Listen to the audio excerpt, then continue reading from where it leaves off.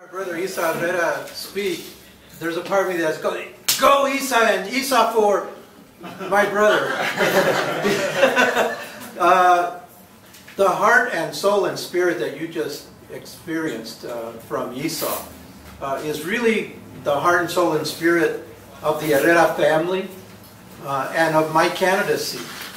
I lost my interest in politics as politics a long, long time ago. This is my 20th year on the school board for the Eastside Union High School District.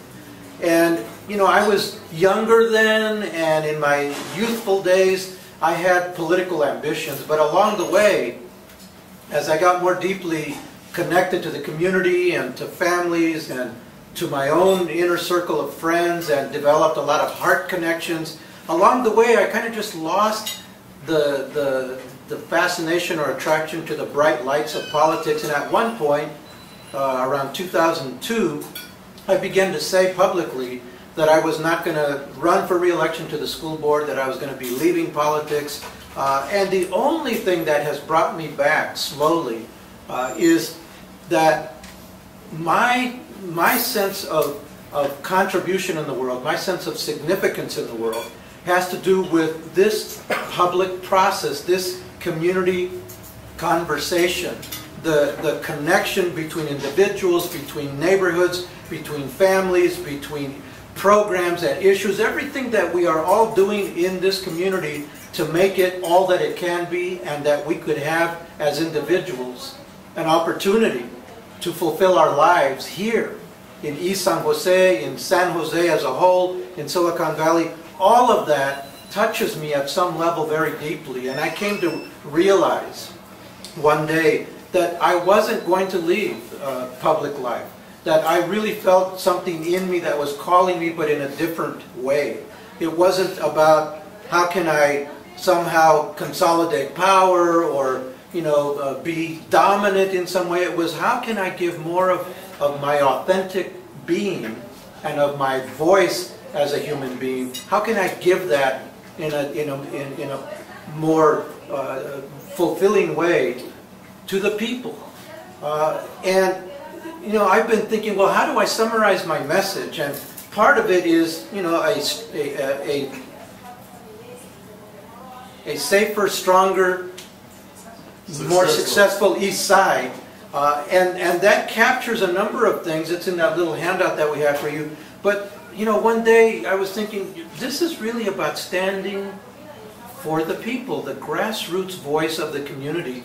I even kind of flashed back on that 1960s slogan, power to the people.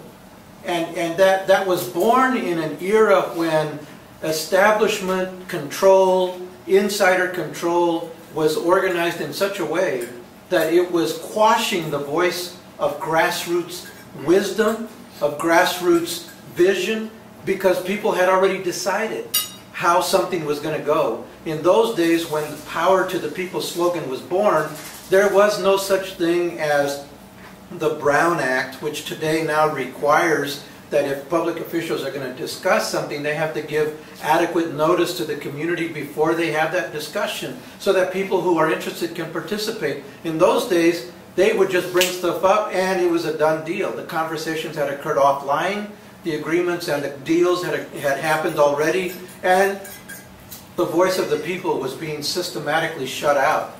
There was a rebellion in those days. As people woke up that there's something happening in our communities, we want to help shape it, but somehow we're shut out.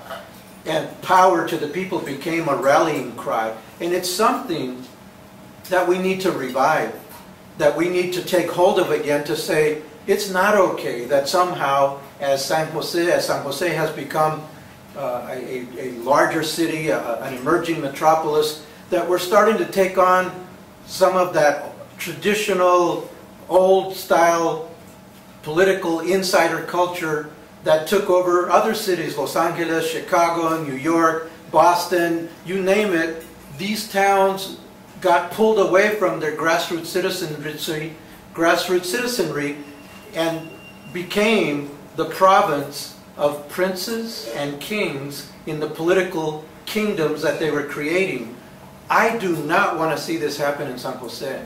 There is too much heart here. There is too much caring here. There is too much wisdom to have it marginalized or put aside just because other people are playing an insider game, an empire building game, a power game. No. Power to the people.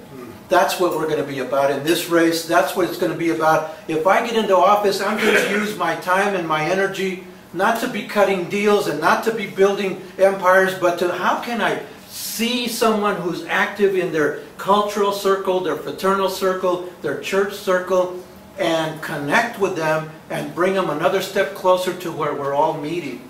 How can we make more and more of a sense of together we can move big agendas in this community if we start seeing each other and connecting to each other. And so my passion and my commitment is to make it real. The promise of democracy that says that we can pursue life, liberty, and the pursuit of happiness. All we need is access and opportunity. So people, just stick with me step by step, day by day, week by week. The election is closer than you think.